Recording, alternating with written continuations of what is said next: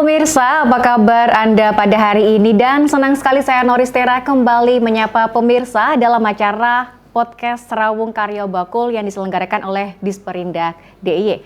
Pemirsa, ekspor adalah salah satu sektor perekonomian yang memegang peranan penting melalui perluasan pasar antara beberapa negara, di mana ekspor dapat meningkatkan perluasan dalam suatu industri. Hal ini tentunya akan mendorong industri terkait untuk berkembang sehingga akan berimbas pada peningkatan perekonomian sektor lainnya. Kegiatan ekspor menjadi perhatian khusus Disperindak DIY dalam meningkatkan perekonomian daerah. Untuk itu, Disperindak DIY senantiasa terus melakukan peningkatan baik secara kuantitas maupun kualitas produk para pelaku ekspor. Lalu bagaimana peningkatan citra produk ekspor? Kita akan membahasnya dalam podcast dengan tema peningkatan citra produk ekspor dan sudah hadir 3 narasumber kita. Yang pertama dari PT Dekor Asia Jaya Karya, Pak Bambang Wijaya yang juga selaku Wakil Ketua Umum Bidang Pembinaan UKM dan Kewirausahaan DPP HIMKI. Apa kabar Pak Bambang? Kabar baik? Kabar baik Mbak.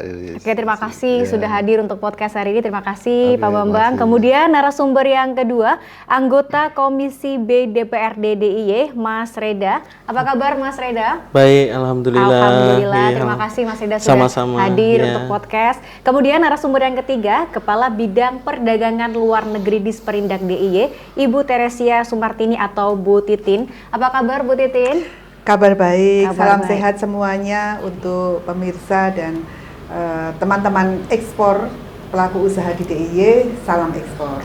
Matur nuwun Ibu sudah hadir podcast hari ini dan tema kita adalah peningkatan citra produk ekspor. Nanti sebelum kita membahas lebih jauh bagaimana peningkatan citra produk ekspor, ini mungkin dari Pak Bambang ini selaku PT Dekor Asia Jaya Karya ini boleh diceritakan ini Pak untuk seperti apa ini Pak usahanya ini Pak, dan ekspor ini di bidang apa? Silahkan Pak Bambang. Oke, terima kasih Pak Denis. Perkenalkan saya Bambang Wijaya, saya dari PT Dekor Asia Jaya Karya. Kami berdiri sejak tahun 1997. Produk kita lebih ke produk-produk yang sustainable seperti nature fiber, lalu bambu dan kayu-kayu. Kayu pun kita lebih banyak ke produk-produk yang recycle atau daur ulang atau memanfaatkan limbah-limbah. Nah, sejak tahun 97 kami bekerja dengan banyak sekali teman-teman UKM dari seluruh Jogja terutama dan juga seluruh Indonesia. Yang salah satu kami pernah ekspor cukup besar, kapasitas besar kita di tahun 2000 kita mensuplai salah satu raksasanya retailer yaitu IKEA. Yaitu kita mensuplai 500.000 pieces pandan, tataan piring dari pandan dan 3 juta pieces lembar tataan gelas. Itu melibatkan sekitar 3.000-an orang. Nah, sampai saat ini kita berkembang, produk kita selain produk-produk yang untuk kepentingan tabletop, kita mengembangkan produk-produk yang sesuai dengan tren yang kita mengikuti, tren terutama tren pasca COVID, di mana market sudah bergeser dari pasar-pasar yang tadinya lebih pada pembelian-pembelian berupa offline. Kita mengikuti tren pasar. Tren pasar yang saat ini sedang berkembang adalah small item atau sistem pemasaran yang juga bergeser dari pemasaran yang banyak offline seperti orang belanja di supermarket, orang belanja di toko-toko, sekarang lebih banyak belanja melalui online. Nah, kami mengadaptasi tren yang berkembang ini dengan menciptakan produk-produk yang small size dan ramah packaging untuk kepentingan efisiensi shipment, pengiriman. Karena hampir semua perkembangan perdagangan sekarang lebih mengarah ke mail order business. Itu salah satunya. Untuk material kita banyak ekspor bambu. Saat ini kita hampir setiap minggu kita mengekspor bambu gazebo itu rumah kecil itu dari kita banyak supplier kita, mitra-mitra kita dari Klaten, dari Wonosari, juga dari Kulon Progo, juga pagar bambu yang juga sudah banyak dikerjakan oleh teman-teman pelaku bambu. Selain itu kita juga mengerjakan arsitek-arsitek bambu, arsitek rumah-rumah yang yang bernilai seni tinggi yang dikerjakan melalui material bambu. Kemudian dari sisi kayu, kami juga mengembangkan mengolah limbah-limbah kayu, terutama kayu-kayu limbah sisa dari industri-industri furniture besar, seperti garden furniture, itu kan kayunya banyak dicacah dan banyak yang terbuang. Nah, sisa-sisa kayu inilah yang kami create menjadi sebuah produk yang dengan kemampuan desain kita yang sangat inovatif dan mengikuti zaman yang tadi saya kembali kepada tren, maka itu kebetulan limbah ini cocok dengan tren yang dibutuhkan, small item, sehingga harganya murah, low cost di production, tapi kita juga menjual dengan harga yang baik. Nah, ini menjadi salah satu tekanan kita di sisi visi misi kita, di mana Dekor Asia adalah pelaku bisnis yang mengutamakan fair trader. Jadi perdagangan yang berkeadilan itu salah satu misi kita dari misi bisnis kita. Kalau dari sisi pasar, kami sudah mengekspor hampir ke semua benua. Nah, ini sebenarnya ada keuntungan kita memiliki pasar di semua benua. Seperti ketika pasca pandemi ada kesulitan kontainer, saat ini juga sedang kembali terjadi, di mana pasar-pasar yang seperti Amerika, Eropa itu sekarang sedang shortage kontainer karena waktu itu karena rate yang sangat tinggi, yang naiknya sampai 4-5 kali lipat dari 2.000 US dollar menjadi 20.000 US dollar, itu kan menjadi persoalan. Sehingga kami lebih memfokuskan penjualan kita ke emerging market. Emerging market ini contohnya Asia, itu menjadi titik tekan pemasaran kami. Lalu Australia yang tidak terlalu jauh, sehingga kontainer itu tidak terlalu berefek tinggi. Nah, dari sisi pasar, kami mengembangkan, kita melakukan serangan darat, laut, dan udara. jadi di darat kita melakukan offline marketing, kita aktif di pameran-pameran di dalam negeri, terutama pameran terbesar dan terbaik di Indonesia untuk home decoration adalah IFEX yang kita selenggarakan setiap tahun di sekitar bulan Maret. Dan pameran yang kami adakan untuk offline itu juga di Ambiente. Ambiente ada di Jerman, di Frankfurt. Selain itu, pemasaran online kita ada di eBay, ada di Amazon, ada di Etsy.com, dan kami juga premium member di Alibaba.com. Nah, ini salah satu inovasi kita yang berkaitan dengan tren yang berkembang, di mana mail order business. Jadi kalau dulu buyer itu keliling dunia cari supplier, sekarang mereka bangun tidur buka laptop cari supplier online. Nah, ini yang kita tangkap. Sampai saat ini hampir 300 keluarga yang bekerja sama dengan Dekor Asia, kami dengan konsep kemitraan dan fair trade tadi. Ya, sementara begitu dulu. Oke, tadi dikatakan banyak mengambil recycle ya Pak. Kenapa ini memilih untuk recycle? Ya, tren sekarang juga pasca terutama Europe, mereka sangat membatasi produk-produk yang untuk mencegah illegal logging, salah satunya seperti kayu-kayu itu, sehingga mereka mensyaratkan salah satu sertifikasi yang harus kita yang ekspor harus bisa menunjukkan bahwa ini kayumu bukan kayu colongan. Sehingga kita harus bisa menunjukkan bahwa ini lacak balaknya harus jelas. Ini kayu ditebang di mana, oleh siapa, kapan nebangnya, itu harus. Jadi kayu-kayu yang kita jual juga kayu-kayu yang legal. Terus produk-produk yang lain yang terutama digemari saat ini adalah kedepannya bambu is the future. Bambu ini hanya cukup 4 tahun sejak kita tanam untuk bisa dipanen. Satu bibit bisa menjadi 40 pohon bambu. Jadi itu sangat sustainable dan itu sangat ramah untuk kepentingan bumi kita. Dan itu tidak mahal. Dan dengan inovasi yang baik, bambu ini kan murah. Tapi kalau di-create, kita oles menjadi sebuah produk yang artistik dan dengan tingkat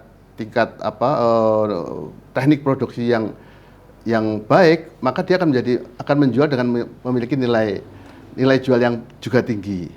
Nah, itu yang salah satunya. Terus kalau yang berkaitan dengan kayu-kayu recycle, itu juga sekarang sangat berkembang. Rumah-rumah seperti rumah-rumah lama robohan rumah-rumah lama itu menjadi produk yang mahal sekali sekarang karena itu jauh lebih berkualitas daripada kayu baru. Dia sudah hampir ratusan tahun. Kalau rayap mau gigit sudah katosen, giginya udah nggak kuat. Kayunya sudah terlalu. Itu salah satu keunggulannya. Jadi sustainable prinsipnya, Pak. Oke, baik. Terima kasih Pak Bambang. Nanti kita sambung lagi. Saya mau bertanya ke Bu Titin. Bu Titin, terkait dengan kondisi ekspor di DIY saat ini secara umum ini bagaimana Bu kondisinya? Silakan Ibu. Untuk ekspor DIY tahun 2024 ini sedikit mengalami kenaikan, sedikit tapi dibandingkan tahun 2023. Memang di tahun 2023 ini kita banyak mengalami penurunan. Jadi pada saat pandemi kita justru mengalami kenaikan yang cukup signifikan. Tahun 2021 itu mengalami kenaikan sekitar 12,5%. Di tahun 2022 kita mengalami kenaikan sebesar 29-30%. Jadi kenaikannya memang luar biasa di tahun pandemi. Nah, kita waktu itu ya seneng ya, dari 553 juta naik menjadi 583 juta. Cukup besar. Tetapi ternyata di tahun 2023 kondisinya lain. Karena ternyata di akhir-akhir tahun 2022 itu mulai terjadi perubahan global yang cukup signifikan ya. Setelah pandemi kita sudah mulai menata kegiatan usaha di tahun 2000, dan itu sebetulnya kita sudah di warning nih sama Bapak Presiden bahwa 2023 ini tahun yang tidak baik-baik saja. Ternyata memang terjadi. Kita mengalami penurunan ekspor yang cukup signifikan di tahun 2023 dibandingkan 22. Tapi sebetulnya kalau dibandingkan sebelum pandemi kita hampir sama sih. Hanya karena di masa pandemi ini kenaikannya cukup signifikan. Nah, tahun 2023 kondisi global yang berpengaruh ini mempengaruhi daya beli orang luar ya. Permintaannya juga menjadi menurun seperti itu. Kondisi perekonomian di beberapa negara yang menjadi tujuan utama kita seperti Amerika, Eropa ini kan mempengaruhi permintaan sehingga ekspor minyak kita menurun di 23, jadi sekitar 473 juta US dollar sekitar segitu, jadi mengalami penurunan sekitar 12%-an. Nah, di tahun 2024 ini kita mulai sedikit merangkak, mungkin Pak Bambang juga merasakan ya, di 24 ini kita lebih baik di 23. Tetapi kami dari pemerintah daerah yakin bahwa teman-teman pelaku usaha DIY ini luar biasa. Perjuangan teman-teman ini luar biasa untuk tetap eksis. Artinya tantangan-tantangan global yang tadi seperti sempat diceritakan, misalnya kapalnya mahal lagi, misalnya kontainernya naik lagi, itu tetap pelaku usaha ini berusaha untuk ngakali, ya istilah bahasa Jawanya, ngakali gimana caranya, mencari pasar baru, pasar yang dari sisi kontainer mungkin atau dari sisi pengiriman barang tidak mahal, misalnya seperti itu. Terus tidak hanya di yang dekat-dekat, kita juga misalnya mulai merambah ke Timur Tengah, ke Turki, seperti itu. Kita mencoba untuk mencari-cari pasar baru. Ya memang tidak mudah karena di setiap negara itu kan preferensi produk terhadap produk itu kan berbeda-beda. Misalnya pemahaman terhadap kerajinan di Eropa, di Amerika tentu berbeda dengan di Asia, di Timur Tengah, atau di negara-negara yang belum mengenal misalnya art, misalnya tingkat artnya itu seberapa, itu berbeda-beda ya.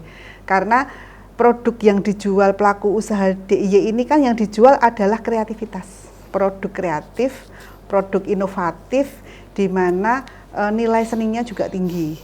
Nah itu belum semua konsumen di semua negara paham. Ya, kadang masih ada beberapa negara yang mengutamakan kebutuhan primer, ada yang tingkatannya masih di sekunder. Nah, sedangkan barang-barang kita ini sebagian besar adalah kebutuhan tersier ya. Kalau sudah berbicara art, industri kreatif, ini kan sudah orang yang tingkatnya menengah ke atas. Nah, ini yang kita harus pintar-pintar mencari pasarnya. Oke, baik, terima kasih Bu Titing. Nanti kita sambung lagi, saya mau bertanya ke Mas Reda. Kalau Mas Reda melihat ini kondisi sektor ekspor di DIY saat ini seperti apa ini Mas? Silahkan. Ya, jadi kalau kita cerita pelaku usaha ekspor ya, di DIY ini banyak potensi-potensi, banyak yang bisa dilakukan untuk diekspor, banyak pelaku-pelaku. Karena apa? Karena memang potensi alam kita ini mendukung. Jadi saingan kita ada Vietnam, Kamboja, Thailand dengan karena keadaan tropis yang sama. Jadi bahan baku hampir sama. Nah, di era-era global ini, DIY dan sekitarnya yang ada di Pulau Jawa ini banyak potensinya, dari mulai kokovit, media tanam, yang itu bahan bakunya dari serabut kelapa, itu juga ekspor tinggi itu. Yang kedua ada briket, itu juga dari kita. Furniture, handicraft, dan masih banyak lagi yang terkait dengan serat alami maupun bahan-bahan alami, bambu, pandan, gebang, dan lain-lainnya. Nah, situasional seperti ini itu memang harus dimanfaatkan oleh pelaku usaha, maupun itu baru mau merintis ataupun sudah mempunyai usaha di bidang handicraft. Nah, kita yang ada di legislatif bekerja sama dengan eksekutif, kita hanya menstimulasi ya, Pak. Betul. Kita hanya menstimulasi, memfasilitasi para pelaku usaha untuk bagaimana usahanya itu lebih sedikit dipermudah. Akan tetapi 70% peningkatan inovasi usaha tersebut untuk menjadi eksportir unggul itu ada di pribadi Mas Bambang, Beli Bambang sendiri. Ada di pribadinya di pelaku usahanya sendiri. Saya yang ada di DPRD DIY atau di legislatif bersama teman-teman yang ada di eksekutif hanya sedikit menstimulasi, contoh sosialisasi mungkin tentang pelaku usaha, podcast seperti ini yang bisa sedikit menginspirasi para pelaku-pelaku usaha di bidang handicraft maupun di bidang furniture. Memang betul apa yang dikatakan Mbak Titin dengan Mas Bambang ini tentang era-era global sekarang yang banyak tantangannya, akan tetapi ketika kita tetap konsisten menjaga quality apa yang kita punya, tidak mengedepankan pesenane sing akeh, tapi tetap harus menjaga quality apa yang sudah kita buat, apa yang kita miliki ini, saya yakin pasar global akan tetap berpihak pada DIY. Kedepannya saya ingin punyalah sedikit impian bahwa produk-produk yang telah dibuat di DIY atau bersama pelaku-pelaku usaha, yuk kita ngobrol bersama bagaimana sih ini desain-desain seperti ini kita legalkan. Jadi ketika nanti bersaing dengan negara-negara lain yang mempunyai bahan yang sama, bambu, Vietnam, Thailand kan punya Mas ya, juga punya, terus serat-serat kayak enceng gondok itu Thailand dan Vietnam juga punya. Nah, kita yang bersaing dengan negara-negara Asia sekitar juga harus punya inovasi. Biar carane desainnya Mas Bambang sing kayu kae kita legalkan, kita hakikan, kan seperti itu. Kan itu memang perlu dilakukan, dan yang baru melakukan itu baru nanti ukir itu Mbak Jepara, baru Jepara, dan itu dilakukan oleh dari luar, bukan dari kitanya. Nanti desainnya itu dihakikan, dipatenkan. Jadi yang dipatenkan adalah desainnya itu. Jadi sulit Jepara itu desainnya keluar ke daerah luar. Itu menjadi tantangan bagi kita, sehingga kita bersaing dengan negara-negara lain yang mungkin mempunyai potensi yang sama ini bisa sangat bersaing di era global ini. Seperti itu. Jadi memang harus ngobrolnya itu intens, tidak 1 jam 2 jam ini. Harus lebih komunikatif. Nah, harus lebih komunikatif. Apalagi dengan Pak Bambang ini yang menjadi ujung tombak eksportir yang ada di DIY, teman-teman eksportir yang ada di DIY. Oke, saya mau bertanya ke Pak Bambang. Ini kalau udah diekspor tadi ke semua benua Pak ya? Ya, ke semua benua. Nah itu kalau nilai ekspornya per tahun itu berapa Pak? Kita fluktuatif ya, antara 2,5 sampai 3 juta US dollar kita untuk ekspor kita. Kalau item yang terbanyak kita jual, memang kita besar di bambu. Tapi 1 tahun terakhir berkaitan dengan yang saya sampaikan tadi, tren tadi, kita meng-create produk-produk small furniture. Kebetulan kayu ini menjadi produk yang value-nya cukup tinggi. Jadi ini yang kita juga kuatkan. Terus untuk produk-produk yang berkaitan dengan desain, kita kembangkan yang foldable.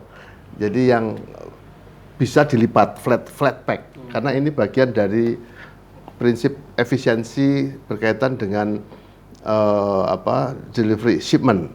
Jadi barang kita cantik, cakep, tapi kalau volumenya, packagingnya besar, buyer tidak akan beli. Nah ini yang kita tekankan.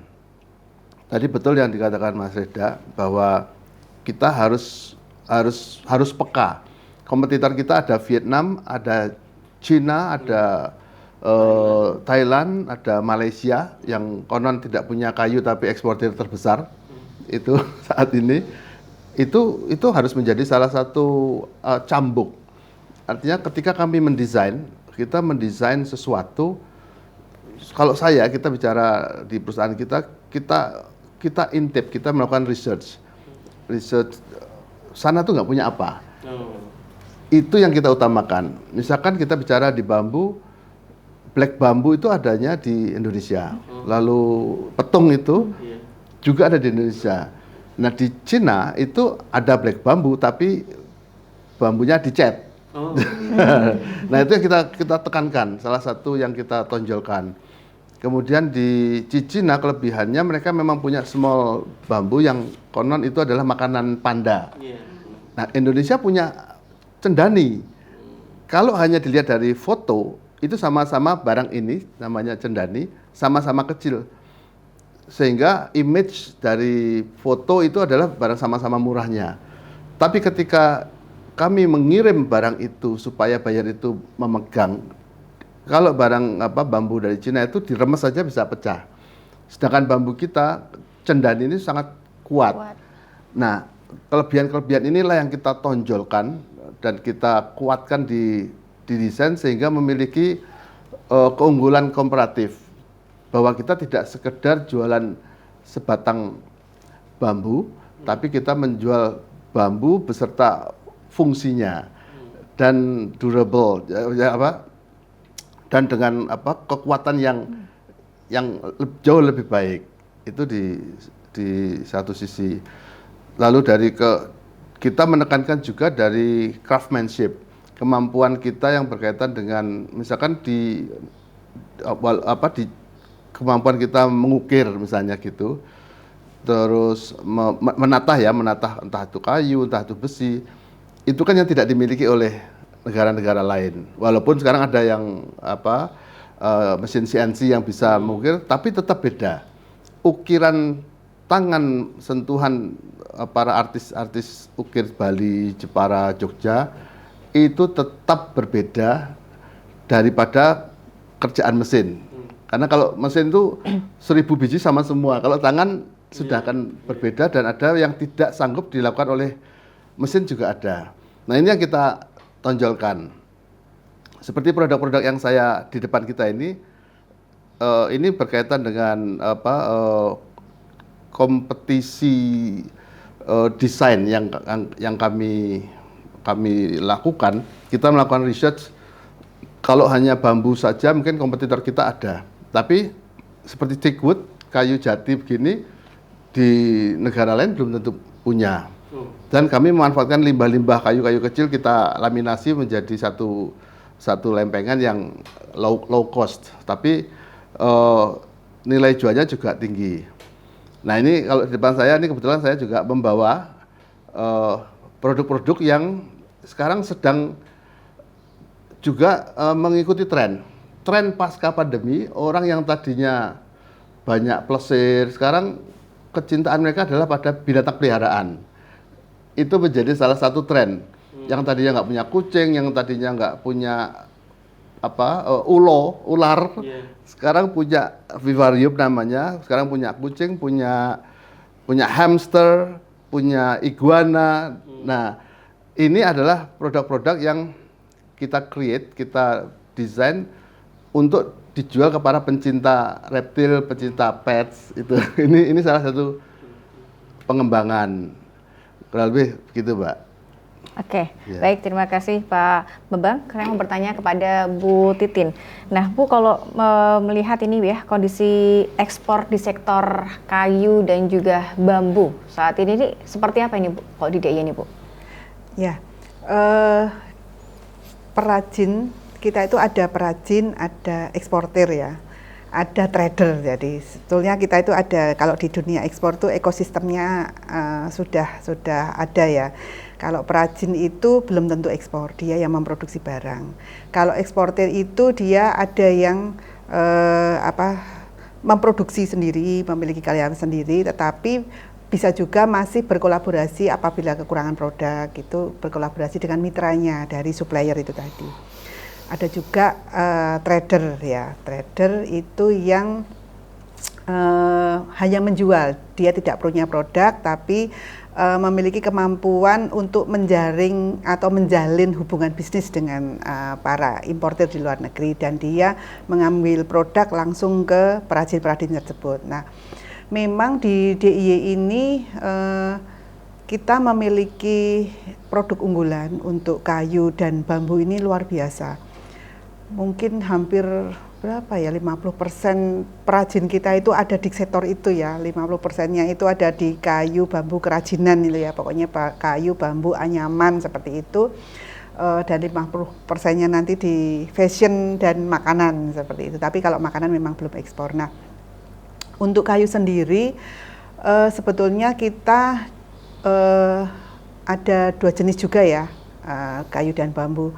Pertama, furniture dibedakan HS-nya, karena furniture itu kita di 96, sedangkan untuk kerajinan kayu itu di 44 ya, di 44. Nah, kalau untuk furniture kita memang menduduki posisi kedua dari semua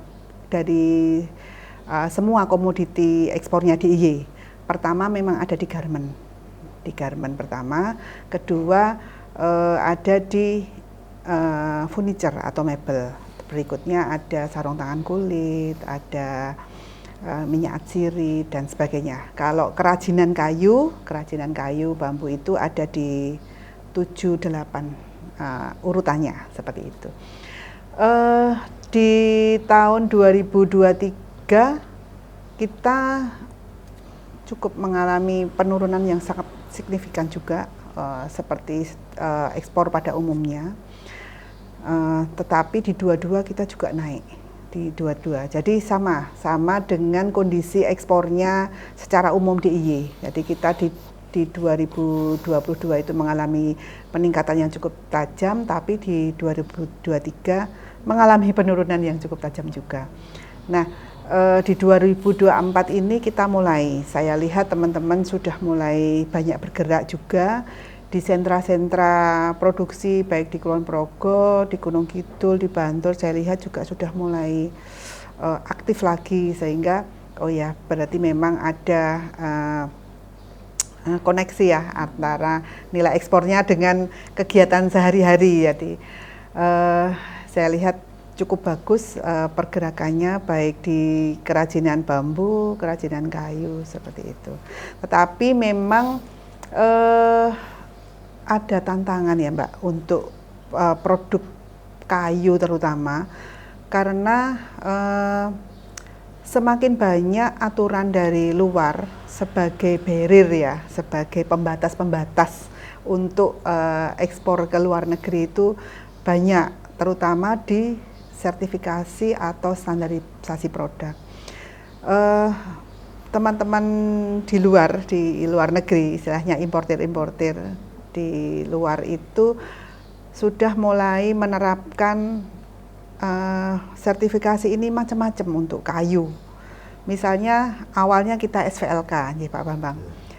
SVLK ini tadinya memang kita tertatih-tatih awalnya, tetapi dari pemerintah juga sudah banyak mensupport terkait kegiatan sertifikasi SVLK ini, dan teman-teman pelaku usaha Jogja sudah mulai, hampir sebagian besar sudah memiliki untuk SVLK ini. Tetapi ketika sudah mulai memiliki, ada aturan baru lagi, ada FSC namanya, dan ini lebih mahal lagi. Dulu kita cukup kaget dengan harganya SVLK, waduh, waktu itu pertama kali 40 juta kalau tidak keliru. Jadi sangat berat memang untuk IKM DIY, tetapi semakin lama itu bisa teratasi karena harganya juga sudah semakin menurun, terus fasilitasi dari pemerintah juga terus digelontorkan. Nah, ini FSC ini juga ternyata cukup memberatkan juga, harganya sudah cukup tinggi. Tetapi kami berusaha untuk teman-teman ya, terutama dari pelaku usaha ini, negosiasi ke buyernya seperti itu. Artinya menggunakan SVLK dahulu, tetapi sambil jalan mulai memproses FSC seperti itu, karena FSC ini juga cukup mahal juga. Dan kemarin isu terbarunya adalah dari Eropa. Eropa itu mau mengeluarkan aturan yang namanya EUDR. Jadi kan sekarang Eropa itu sustainability ya yang digaung-gaungkan, sustainability, terus ketelusuran atau keterlacakan dari asal usul kayunya. Nah, ini mengeluarkan aturan yang cukup sangat memberatkan. Tetapi memang belum isunya tahun depan, tetapi harapannya ini kami sudah dari pemerintah daerah ini mulai menyonding ya ke pemerintah pusat, karena yang bisa melakukan negosiasi dengan negara lain kan adalah pemerintah pusat. Jadi kita hanya bisanya mengadu, terus laporan seperti itu ya ke pusat agar bisa dinegosiasikan ini bagaimana caranya aturan-aturan ini kita bisa menembus seperti itu. Apakah diberlakukan entah tahun berapa atau seperti apa. Nah, itu yang sekarang sedang terjadi. Memang tantangannya luar biasa, walaupun sebenarnya peluangnya juga luar biasa. Peluang untuk produk kerajinan bambu, produk kerajinan kayu ini sebetulnya peluangnya sangat banyak, tetapi barriernya juga cukup banyak. Nah, memang yang harus dibutuhkan oleh ekosistem ekspor kita ini adalah sinergitas baik dari pemangku kepentingan pemerintah yang didukung nanti dari Dewan selaku wakil rakyat, pelaku usaha maupun perguruan tinggi mungkin, karena kita juga dituntut dari sisi inovasi produknya.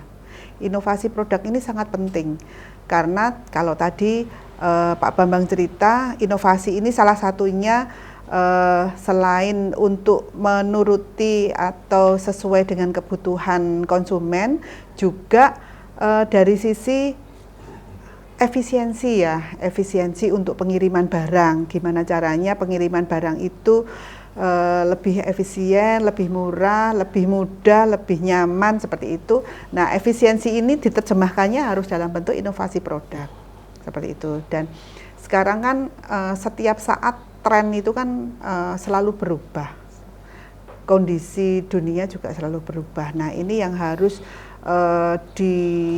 dipahami atau dipelajari oleh pelaku usaha di DIY, baik yang dari yang skala kecil maupun skala besar. Skala kecil harus juga mengikuti nih, jangan hanya yang menengah, pelaku usaha menengah ke atas. Kita juga berusaha melakukan kegiatan-kegiatan pelatihan supaya inovasi-inovasi produk ini terus bisa diikuti oleh pelaku usaha.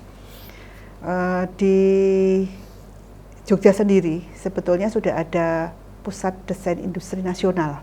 Sebetulnya fasilitasi dari Kementerian Perindustrian, milik Kementerian Perindustrian PDIN. Harapannya dengan adanya PDIN ini yang satu-satunya di Indonesia ada di Jogja, bisa mensupport atau memberikan dampak yang positif kepada pelaku Jogja, di mana Indonesia sudah mengakui kreativitas desainnya dari pelaku industri Jogja ini. Harapannya kita bisa menjadi pionir desain untuk masyarakat Indonesia yang nantinya bisa keluar di luar negeri, istilahnya seperti itu. Jadi industri kreatif kita ini benar-benar diperlihatkan, desain kita itu tidak kalah dengan yang lain. Jadi persaingan memang iya, tetapi kita harus jadi yang pertama mengeluarkan desain itu. Ya memang agak sulit juga Pak kalau terkait paten tadinya. Nah, karena desain itu pasti akan terus update sesuai dengan kondisi global. Mungkin itu Mbak yang bisa saya sampaikan. Baik, terima kasih Bu Titi. Nanti kita sambung lagi, saya mau bertanya ke Mas Reda. Nah, kalau sektor yang menjadi andalan di Provinsi DIY ini apa ini Mas? Kalau sektor yang menjadi andalan di provinsi ini banyak sektor ya Mbak, karena kita lebih majemuk dalam bidang UKM. Tapi yang menggarisbawahi, yang bisa digarisbawahi, orang Jogja wonge kreatif Mbak. Jadi semuanya lebih ke industri kreatif. Kalau orang Jogja itu kalau bilang eksportir unggulannya eksporter di Jogja itu semua unggul menurut saya loh. Menurut saya semuanya unggul, itu di bidang furniture perkayuan, bidang furniture kayu-kayu lawas itu, maupun di kulit, maupun di kain, di garment, semuanya menjadi sektor unggulan. Karena tidak mempunyai ciri khas tersendiri kalau DIY itu. Jadi karena memang DIY itu didukung oleh potensi yang ada dari itu perajin tadi, pekerja tadi. Tetapi goal dari semua ini, ketika pengusaha ekspor itu meningkat atau wirausahawan di DIY itu meningkat, goalnya itu ya kesejahteraan bersama. Sebagai perajin atau orang-orang kecil yang ada di DIY itu bisa meningkatkan ekonomi, goalnya kan ada di situ, di pariwisata, di Disperindak, di koperasi, itu semua goalnya adalah kesejahteraan yang ada di daerah istimewa Yogyakarta. Seperti Mbak Noris di sini goalnya kesejahteraan bersama ketika kita mensosialisasikan, menyemangati para pelaku ekspor yang ada di DIY. Akan tetapi ya jangan berkecil hati para yang mau mencoba di bidang kerajinan. Jadi sederhananya iki lho, gawe kayu kaya ngene wae payu. Sederhananya kan seperti itu, menyemangatinya kan seperti itu. Jadi para pemuda yang ada di DIY, lulusan-lulusan yang ada di DIY, maupun itu yang lulus perguruan tinggi, maupun itu yang dari SMK yang siap kerja, menjadi wirausahawan itu dibilang mudah juga bisa mudah, dibilang sulit ya tergantung kita menjalaninya. Seperti itu. Karena apa? Karena di sini banyak banyak inisiator, ada dinas, ada legislatif, banyak yang memfasilitasi bagi para calon-calon pengusaha muda mau mengembangkan atau memilih usahanya mau seperti apa. Itu goalnya ada di situ. Kalau tentang unggulan ekspor yang ada di DIY itu semuanya menurut saya unggul. Menurut pandangan saya unggul, karena di bidang kulit ini cuma agak menurun, tetapi lokalnya banyak, Bu. Mereka ekspornya menurun tapi penikmat lokalnya banyak. Kain pun seperti itu. Yang di kerajinan juga sekarang agak merembet ke lokal ya teman-teman. Agak merembet ke lokal karena apa? Karena COVID-19. Jadi di tempaan COVID-19 itu membuat para pengusaha itu pelajaran yang sangat bagus. Tidak hanya itu, krisis global itu juga menjadi tempaan bagi para pengusaha. Ketika nanti ada orang-orang sukses seperti Mas Bambang ini, itu bisa mempekerjakan, tadi sudah bilang sedikit bilang ke saya, subkontraktor ya, ngesup ada 300-an sub lebih keluarga di DIY. Jadi itu menjadi goal bersama, berbicara tentang usaha yang ada di DIY ini adalah kesejahteraan bersama. Jadi dari atas menengah ke bawah semuanya bisa sejahtera bersama, seperti itu. Baik, saya mau bertanya ke Pak Bambang ya. Okay. Pak Bambang, apa sih Pak yang dilakukan oleh perusahaan ini untuk menembus pasar ekspor ini? Bagaimana Pak upayanya Pak? Silahkan Pak. Ya, terima kasih. Selain kami melakukan upaya-upaya di perusahaan kita sendiri dengan research, pengembangan desain, juga inovasi pasar baik online maupun offline, sebenarnya kita juga tidak kurang support kita dari pemerintah, baik itu pemerintah daerah, pemerintah pusat, seperti fasilitasi untuk sertifikasi yang menjadi kendala-kendala kita yang selama ini dihadapi oleh, terutama kalau kita mau memasuki pasar-pasar Europe. Seperti tadi disampaikan Bu Titin, pembuatan FSC certificate, terus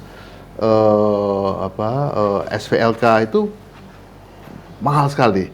Sampai kalau seperti FSC itu bisa sampai 50 sampai 100 juta. Nah, kan teman-teman UKM ini kan sangat keberatan.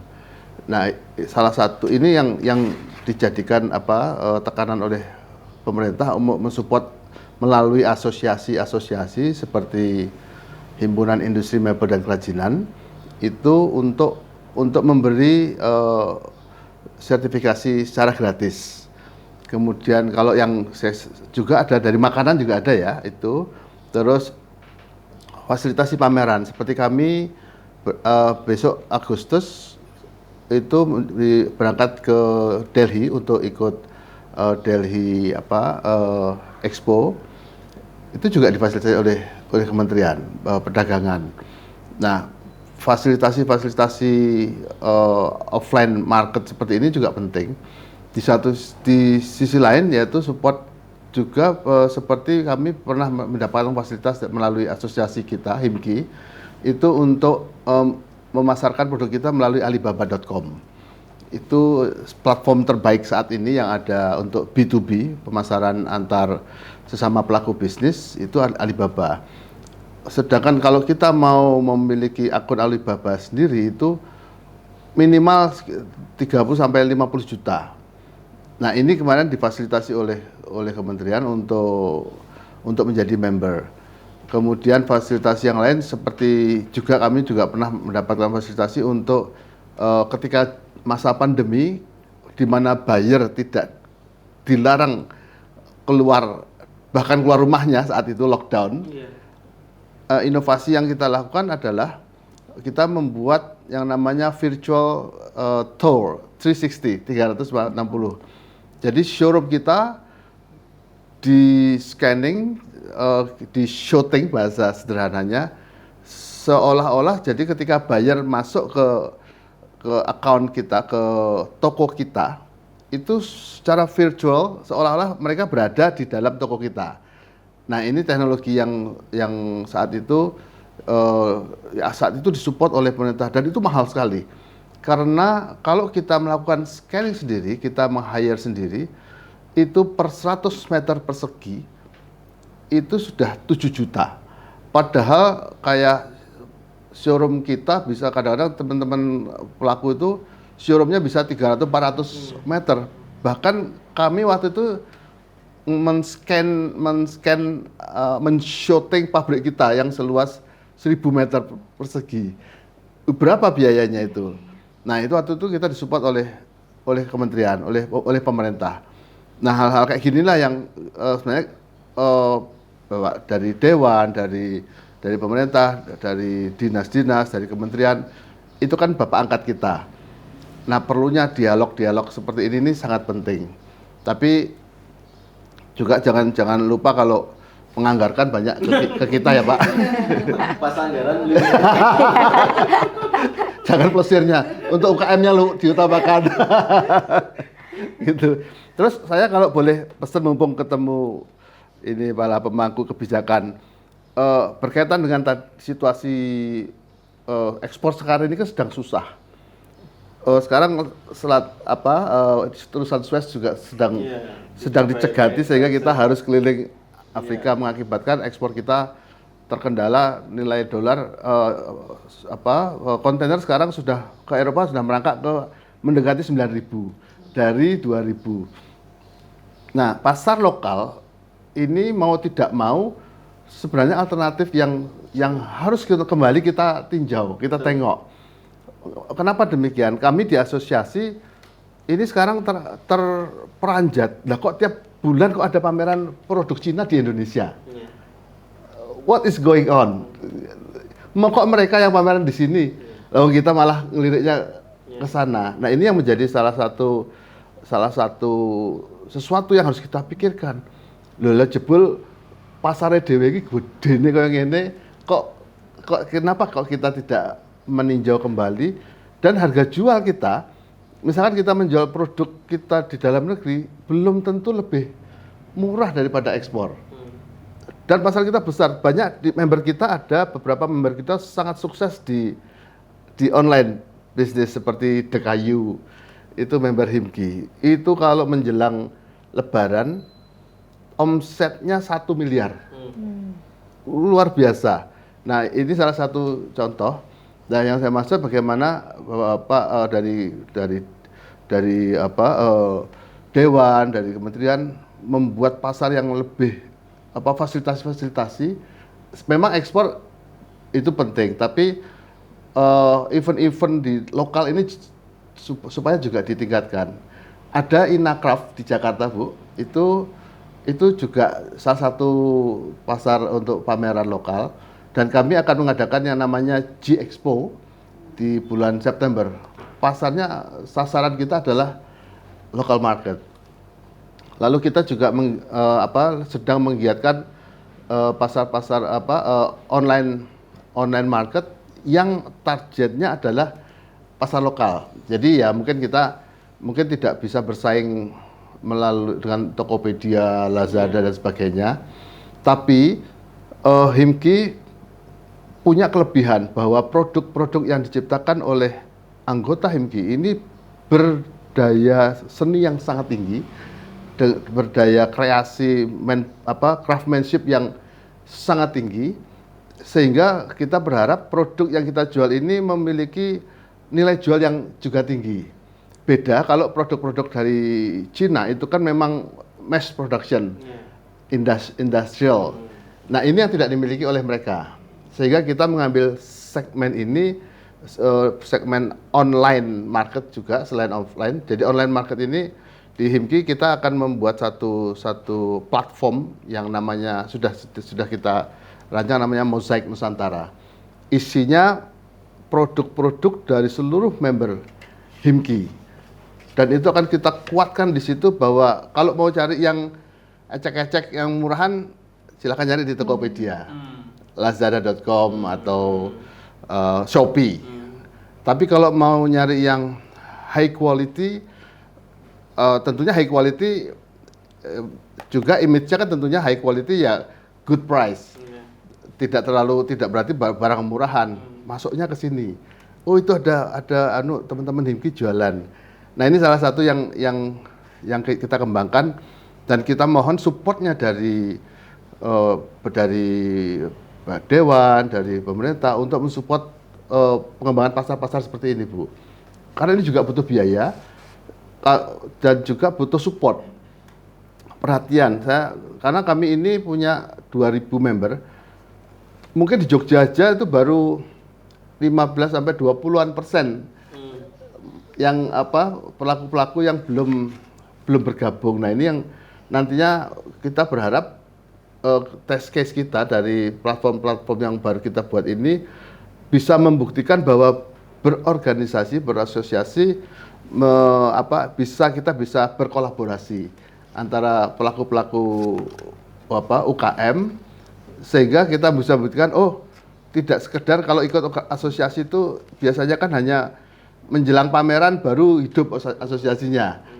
Nah, yang kami di Himki kita berusaha bahwa peningkatan kapasitas, baik itu kapasitas desain, produksi, market itu sepanjang tahun. Gitu, Mbak. Ya, terima kasih. Oke, baik, terima kasih Pak Bambang. Ya. Mungkin dari Bu Titin mau menanggapi yang dikatakan Pak Bambang butuh supportnya untuk pengembangan pasar ini. Silahkan, Bu Titin. Ya. Tentu saja yang namanya pemerintah daerah itu selalu ingin mensupport ya siapapun pelaku usaha yang tujuannya mengembangkan usaha, tujuannya untuk meningkatkan kesejahteraan masyarakat. Karena yang namanya apalagi ekspor ya, pelaku ekspor itu kan tidak hanya berdiri sendiri, pasti di dalamnya banyak sekali orang yang terlibat. Jadi ekosistem di dalamnya itu pasti banyak sekali.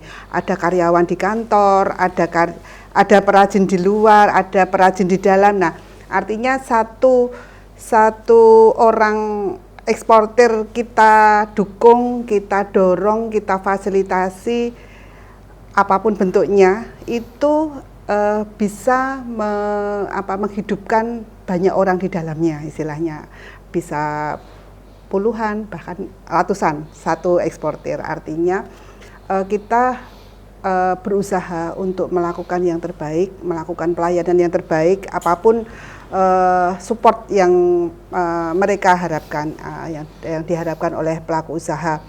Ada banyak support yang sudah kita lakukan, misalnya pameran ya, pameran kalau kami dari perdagangan luar negeri ya, pameran yang berorientasi ekspor. Ada IFEK di Jakarta, ada Jivina di Jogja, ada TEI di Jakarta, ada Inakraf, bahkan kita juga membawa tim dari Jogja untuk ke luar negeri juga, baik pameran maupun misi dagang. Itu dari sisi promosi. Kita juga selain promosi dalam bentuk offline, promosi online juga kita fasilitasi seperti Alibaba tadi ya, seperti promosi-promosi online luar negeri itu juga kita fasilitasi. Di tahun ini kami nanti akan memfasilitasi untuk produk kulit, Bapak.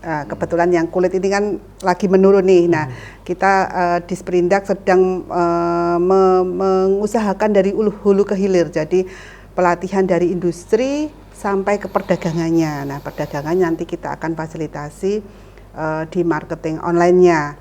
Terus untuk produk coklat kakao. Kita juga punya Mbak, kita juga punya produk kakao di Gunung Kidul. Nah, kita juga melakukan upaya-upaya fasilitasi dari sisi industrinya sampai ke pemasarannya, seperti itu. Terus kita melakukan pelatihan-pelatihan supaya mereka paham, baik pelatihan di industri maupun di perdagangannya. Kita melakukan sosialisasi karena aturan di perdagangan luar negeri ini kan terus berubah ya, selalu mengalami perubahan sesuai dengan kondisinya. Karena bisa jadi barang tersebut saat ini dibatasi, nanti berapa bulan kemudian dibebaskan, impor juga seperti itu. Nah, aturan-aturan seperti ini tuh harus kita sosialisasikan terus, baik melalui WA group, bisa melalui acara-acara sosialisasi offline itu juga kita lakukan. Termasuk untuk pelayanan SKA.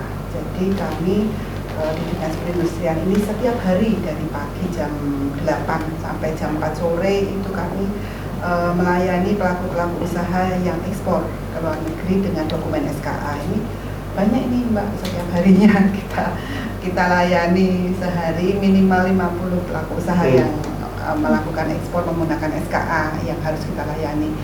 Kita mengutamakan pelayanan prima, karena kita tahu waktu adalah uang untuk pelaku usaha ini. Semakin cepat kita melayani, tentunya mereka semakin cepat untuk mendapatkan transferan ya, karena biasanya SKA ini digunakan pelaku usaha kalau sudah kita approve, sudah sampai ke sana, digunakan ke pelaku usaha untuk menukarkan ke bank. Artinya kita harus secepat mungkin melayani pelaku usaha ini di pelayanan SKA. Jadi kita berusaha mensupport untuk semua produk yang ada di daerah istimewa Yogyakarta, untuk semua eksportir yang ada di daerah istimewa Yogyakarta. Oke, baik, terima kasih Bu Titin. Kalau dari Dewan sendiri supportnya ini seperti apa ini Mas Reda? Ya, kembali lagi ya ke awal tadi. Jadi support yang dari legislatif terkait budgeting untuk program yang ada di eksekutif, kita hanya menstimulasi 30% dari meringankan apa yang menjadi problem-problem para pelaku usaha. Toh nanti tetap kembali lagi ke pelaku usahanya yang 70% mereka bisa meningkatkan usahanya tersebut. Karena apa? Karena memang anggaran yang ada di DIY maupun yang ada di pemerintahan itu per tahunnya mempunyai goal sendiri-sendiri Bu, mempunyai visi misi tersendiri-sendiri. Tetapi saya mempunyai keyakinan ini Mas Bambang, 10-15 tahun ke depan pasar lokal DIY ini bisa meningkat. Karena apa? Karena memang visi misi Pak Gubernur Among Tani Dagang Layar. Pintu masuk DIY ada di sisi selatan. Tergantung kita ini bisa mensikapinya atau tidak terkait industri pariwisata yang bisa berimbas kemanapun pelaku usaha yang ada yang berada di DIY. Jalan tol sudah dibangun, Bandara Internasional YIA sudah ada, terus Gunung Kidul sekarang sudah hebat sekali.